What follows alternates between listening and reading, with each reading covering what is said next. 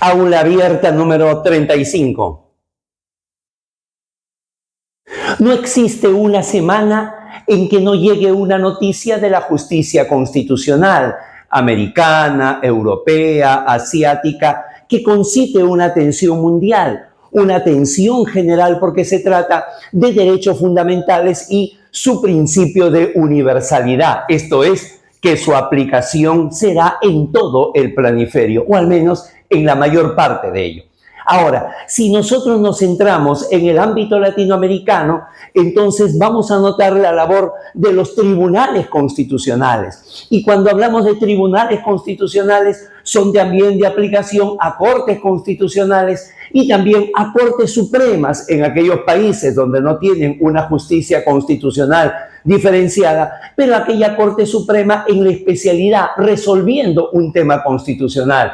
Y en lo que va del siglo XXI, cada vez se da las denominadas sentencias nomogenéticas, es decir, sentencias creadoras de normas, sentencias en las cuales el órgano jurisdiccional, el supremo intérprete de la Constitución, hace las veces de legislador. Si nosotros retrocediéramos el reloj de la historia 100 años, entonces nos encontraríamos con la gran sorpresa de Hans Kelsen, porque su idea fue un legislador negativo, nunca positivo. Y si aún más retrocedemos el reloj de la historia 200 años, nos encontraremos que la Corte Suprema norteamericana no tendría ni idea de lo que viene a ser esta nueva labor que hace la justicia constitucional, lo que indica que ha habido una evolución a lo largo del tiempo. De ello hablaremos en los siguientes minutos.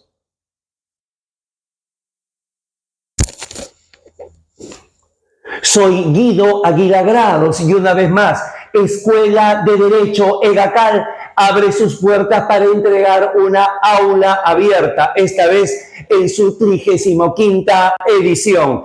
El Tribunal Constitucional, evolución de su rol. Bienvenidos.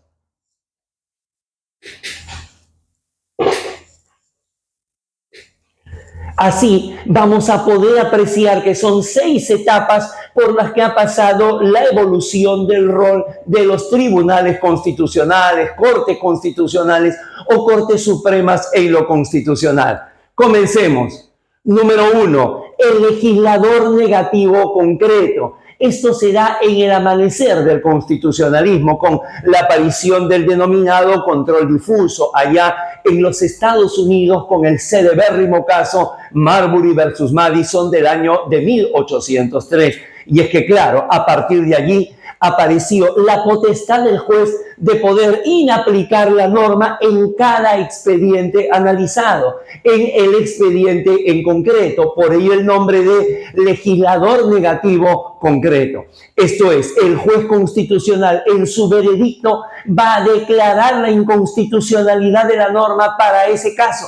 Estamos ante una sentencia entonces declarativa. Sin embargo, para muchos este tipo de control difuso, este legislador negativo concreto va a generar inseguridad jurídica porque la inconstitucionalidad la va a declarar el juez para el caso que viene conociendo. Sin embargo, para otro juez esa misma norma podía ser constitucional o para otro juez esa misma norma podía ser parcialmente constitucional y parcialmente inconstitucional. O, si se quiere también, aquel juez que en algún momento dijo esta norma es constitucional, más adelante cambie de parecer y diga es inconstitucional. A esta inseguridad jurídica es la que se le enrostra a esta primera etapa del rol del juez constitucional. Como diría Néstor Pedro Sagüés, originaría un verdadero carrusel judicial.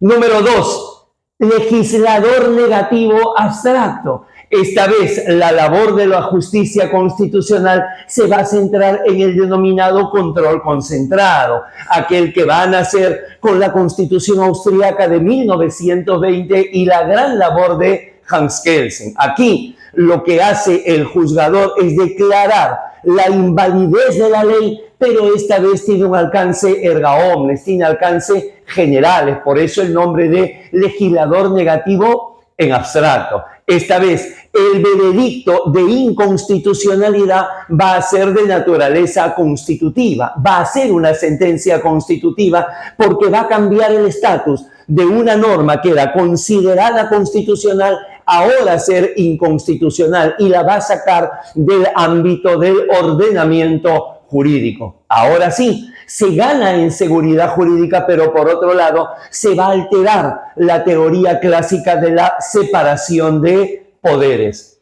Número 3, el legislador positivo subsidiario. Esto se da con el surgimiento del precedente, con el surgimiento del denominado stare decisis. Esto surge en los Estados Unidos con la sentencia Cooper versus Aaron de 1958, que no hizo sino respaldar, consolidar lo que se había dado 4 años antes con la sentencia Brown versus Blackboard Education, aquella que acabó con la famosa tesis de iguales pero separados, cuando se quiso que esa tesis solamente, esa sentencia solamente tuviera alcance en el estado en el que se inició el proceso. La Corte Suprema de los Estados Unidos analizó y determinó que su alcance era general, es decir, que la jurisprudencia de las altas cortes constitucionales eran capaces de crear en adelante verdaderas reglas jurídicas de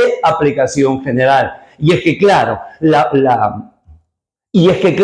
doctrina de los precedentes va a determinar 2 cosas. Primero, el precedente porque se completa un vacío legal, es decir, una ley de desarrollo constitucional que no se ha dado, y por otro lado, el precedente también porque corrige una inadecuada interpretación constitucional que ha hecho el legislador. Aquí, aunque de una manera, insisto, creando un precedente, partiendo de un caso concreto y terminando con una declaración erga omnes, aquí aparecen las famosas sentencias nomogenéticas o sentencias normativas. Número 4, el legislador inductivo. Esta vez, las altas cortes constitucionales no crean normas, pero las inducen. Es decir, advierten que hay una norma que es inconstitucional, pero no es expulsada del ordenamiento jurídico justamente por cuidar la seguridad jurídica, por evitar ese vacío legal. Entonces lo que hacen es pedir al legislador que expidan una nueva norma que la reemplace, pero bajo parámetros establecidos por el supremo intérprete de la Constitución. Es así como surgen las llamadas sentencias exhortativas, que pueden ser persuasivas cuando lo dejan a criterio del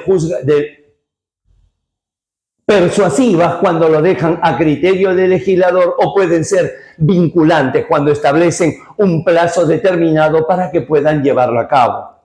Número 5, el legislador positivo principal. Esta vez se advierte la inconstitucionalidad de la norma. Que quede claro, la norma es inconstitucional, pero no le expulsan del ordenamiento jurídico porque la van a corregir en su texto. Sí, invaden la labor del poder legislativo y corrigen el vicio de inconstitucionalidad. Con ello evitan su declaración de inconstitucional y evitan justamente ese vacío que puede dejar. Aquí es donde asoman las llamadas sentencias manipulativas, que a su vez pueden ser aditivas si se suma al texto, reductoras si se quita el texto, o sustitutivas si es que se quita un texto y se le añade otro. Y por último, número 6, como legislador suplente y precario. Para esto se tiene que dar una situación de inconstitucionalidad por omisión. Advertida la inconstitucionalidad por omisión, las altas cortes constitucionales emiten una sentencia exhortativa para que el legislador cumpla con expedir esa norma en un determinado plazo. Pero al mantenerse la inactividad, es decir, al hacer caso omiso a lo pedido en la sentencia exhortativa, entonces ahora sí, la alta corte constitucional expide una ley para poner fin a esa inconstitucionalidad omisiva. Por eso se le llama legislador suplente. y por otro lado, la norma tendrá vigencia hasta que el Congreso expida la norma correspondiente. Por eso el nombre de legislador precario. Ahora sí, el cuadro resumen EGACAL de esta temática de aula abierta número 35 de Tribuna Constitucional quedaría de la siguiente manera. El Tribunal Constitucional, evolución de su rol en 6 etapas. Número 1, legislador negativo concreto. Número 2, legislador negativo abstracto. Número 3, legislador positivo subsidiario. Número 4, legislador inductivo. Número 5, legislador positivo principal. Y por último, número 6, legislador suplente y precario. Estoy seguro que les va a ser de utilidad. Suscríbete a Tribuna Constitucional. Ven, súmate a esta familia académico-jurídica. Diariamente encontrarás información jurídica relevante y oportuna. La ampliación del rol del Tribunal Constitucional y todos los temas relacionados al control de constitucionalidad los encuentras en los diversos cursos de preparación y asesorías personalizadas que brinda EGACAL Escuela de Derecho. Muchísimas gracias. Que estén bien.